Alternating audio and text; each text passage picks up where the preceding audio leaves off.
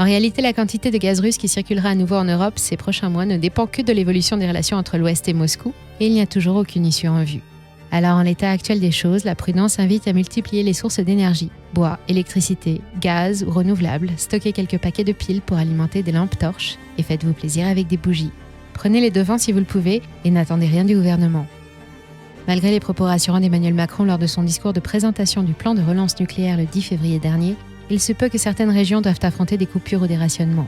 Mais pas de panique, si le risque est réel, il existe de nombreux dispositifs d'urgence avant le blackout total, comme abaisser la tension sur l'ensemble du réseau ou couper le courant en priorité aux grands industriels. Une personne a tout simplement survolé au drone un tournage où justement ils étaient en train de préparer une vidéo de Primitive Building, donc c'est le contenu qu'on est en train de débunker, et sur quelques plans, on peut voir à certains endroits des pelles qui sont disposées ainsi qu'une équipe qui les accompagne. Car bien évidemment, ce serait juste trop beau qu'il y ait juste les pelles et qu'ils soient deux en train de creuser, car ils sont une assez grosse équipe qui, en off caméra, décide de creuser, et on peut le voir même là sur les plans au drone, pour faciliter la tâche aux deux personnes. Avant de vous présenter pourquoi est-ce que je pense que Titi est dangereux, pourquoi il vous ment et pourquoi est-ce qu'il met la vie des gens en danger, je vais vous le présenter comme lui se présente sur sa chaîne de 600 000 abonnés. Thierry, c'est un mec cool. Le genre de mec à faire des grillades. Le genre de mec qui se filme dans la nature pour appuyer son approche naturelle de la santé. Et si on se fie au film Régénération d'Alexandre Ferrini soutenu par l'association Régénère fondée par Thierry Christos-Novas, c'est un amoureux de la nature. Il baisse des arbres. Et c'est sur internet depuis son jardin qu'il partage des conseils de santé et son interprétation du fonctionnement du corps humain. C'est d'ailleurs sur sa chaîne que j'ai appris que pour Titi, la dépression finalement c'était un signe de bonne santé. Mais le gars est un putain de mytho qui te vend des machines à jus de fruits qui valent 200 € à 2000 balles. Le gars te fait des conférences où il explique à ses vendeurs qu'il faut pas dire des trucs de médecine parce que c'est l'exercice illégal de médecine. Mais par contre, il faut quand même bien faire comprendre que, quand même, si tu prends pas les jus de fruits, crever. À un moment donné, Crudy, si t'arrives à défendre ça, c'est quand même compliqué. Et notez bien que d'après lui, si vous ne changez pas votre mode de vie pour le sien, vous allez mourir. Tu te retrouves face à un dilemme. Est-ce que tu veux changer ou est-ce que tu ne veux pas changer? Tu as parfaitement le droit de ne pas changer, mais tu vas mourir. Mais putain, comment tu fais face à quelqu'un qui te dit « Ne fais pas ce que je te dis, mais si tu le fais pas, tu vas mourir ». N'oubliez pas que ce mec est extrêmement suivi. Probablement pas par beaucoup de jeunes, mais beaucoup de gens boivent ses paroles et partagent ses vidéos. Christos-Novas a dit très clairement à son audience radicale, attention là, vous pouvez aller voir, c'est pas du rapporté, c'est pas de l'exagération.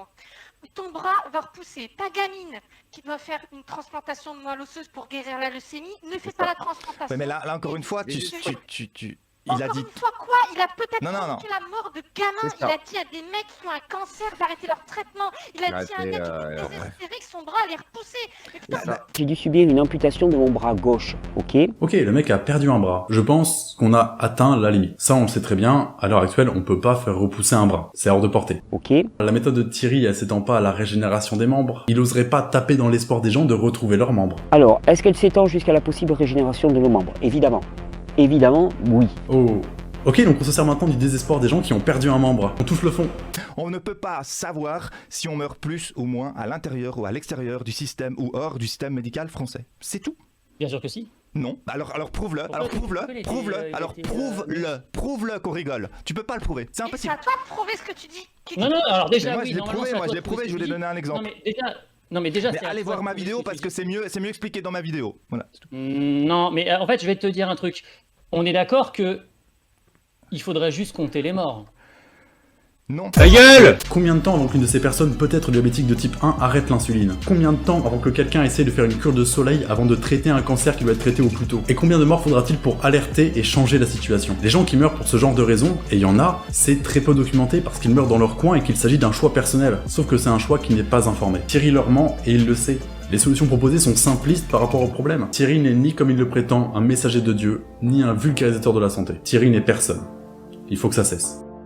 Lucky et Flo vont donc mettre les voiles vers la Malaisie, un des plus gros pays producteurs de CD pirates. En mars 2007, Lucky et Flo sont prêtés par la MPA à la police malaisienne pour aller frapper chez les gros producteurs directement chez eux. Ils vont participer à plus de 35 raids policiers, permettant de découvrir environ 2 millions de DVD pirates, ce qui mènera à l'arrestation de 26 criminels. Aussi, lors de ces mêmes récompenses, un des nominés était Flea de Jonas Power Rasmussen, un film d'animation conçu comme un documentaire suivant la vie d'un jeune réfugié fuyant les horreurs de la guerre en Afghanistan. Mais bon, c'est pas fait par Disney, il y a pas de princesse pour vendre des jouets, donc ça n'existe pas. En vrai, du coup Encanto a gagné l'Oscar, mais ça... on s'y attendait. On devrait tous être blasés à force, on n'attend plus rien de ces cérémonies depuis longtemps, on les regarde pour la blague. Accepter de payer le prix de notre liberté et de nos valeurs. Écoute-moi bien, toi, espèce de petit enculé. Je vais te dégager, vous me le bannez, lui.